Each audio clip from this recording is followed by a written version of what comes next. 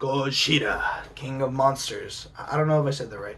Does anyone speak Japanese? Tell me in the comments. Hopefully I got it right. But anyway, Godzilla, King of Monsters is the sequel to the 2014 Godzilla film that came out about already a month ago. So yeah, you know, I'm pretty late to this as usual.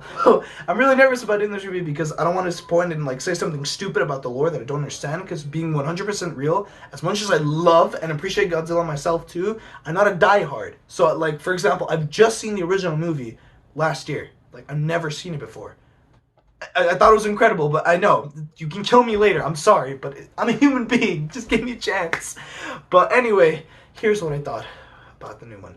So, okay, like I said, I believe earlier about the first Godzilla back in 2014, I was pretty super hyped about it. There were some parts that were freaking amazing, as a matter of fact. To this day, I still remember and get goosebumps. But it was pretty disappointing. The recent Godzilla films, honestly, the way I see them, they're like perfectly fine popcorn flicks.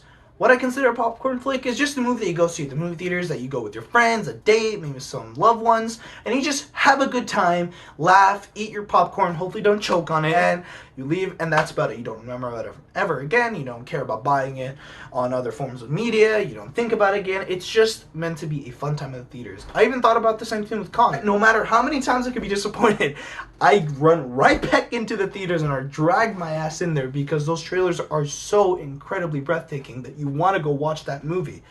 And that's exactly how it was again. I felt super excited. I had that hype in me. I thought, oh, okay, you know, maybe this could finally be the good one. They could get this right. I went to go see the movie and, oh my balls, dude. They just don't get right. Look, when Godzilla was on the screen, it was fantastic. I talked to my friends right after. Like, seriously, there's some shots in this movie, if you went to go see it in theaters, I think you still can actually. If you go see it in theaters and you see those shots when Godzilla and the other monsters show up, it's literally, you piss your pants. It's ridiculous. Your jaw drops. It's like they have a new director. The villain was the dumbest part of the whole movie. Whenever the bad guy, who was a female character, shows up, I gave zero fucks about her. She was super confusing. It made no sense. I understood what they were going for, and it would have been interesting. But then she just decides to change, like, halfway through it. And it's supposed to be because it's over the daughter, but it's like, you already were taking care of her anyway, so she just changed her mind. It got so stupid. And it sucks that I have to say that, because when Godzilla is on screen and the monsters show up, it's incredible. It's like, if they only got that part right, this whole movie could have almost, I swear, be a masterpiece of filmmaking. The thing is, though, they don't get it right. It just feels like a mess so much throughout the movie. Though, yes, admittedly, one thing I do appreciate more is that they finally get the idea to bring the monsters more into the movie. They have more screen time, and thank God that does save the movie a little more, because you get to see a lot of them more. So you don't have to deal with the annoyance of the characters, and you're busy seeing these awesome monsters. And it's not to say all the characters suck, too. That's also one thing that saves it. There's one or two specifically that were from the first film that are actually back and are freaking awesome. Like, you care for them. There's a billion others you gotta deal with the whole time. And it just sucks that I have to say this time and time again, because when the monsters show up, it's incredible. Like, I'm saying that for a reason. If you went to go actually see this in the movie, you know what I'm talking about.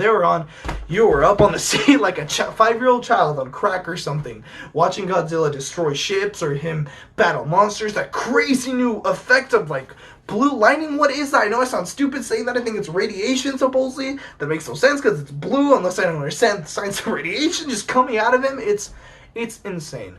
But unfortunately, there's just too much of a mess when it comes to the human characters, too much of a focus on them that brings down the movie a lot.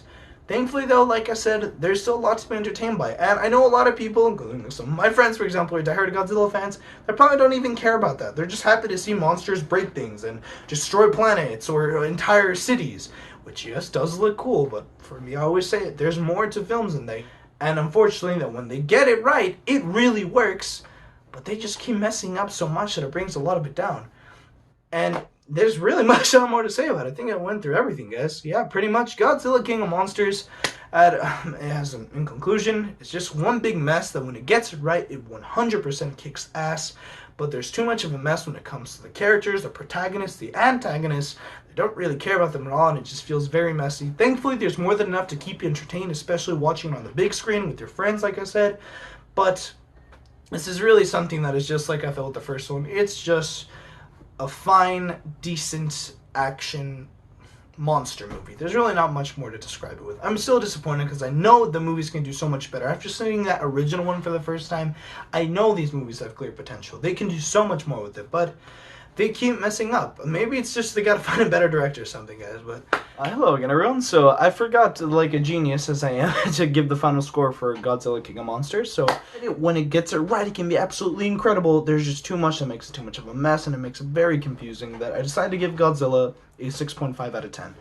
It could have been better, but you know what? It's still a fun movie. It's still a lot of fun to watch, and yeah, there's really nothing more to say about it. Guys, I really hope you all enjoyed this review. What did you guys think of Godzilla King of Monsters personally? Guys, I hope you all enjoyed this review. It was really fun to make. I have 1 or 2 more reviews coming out this weekend.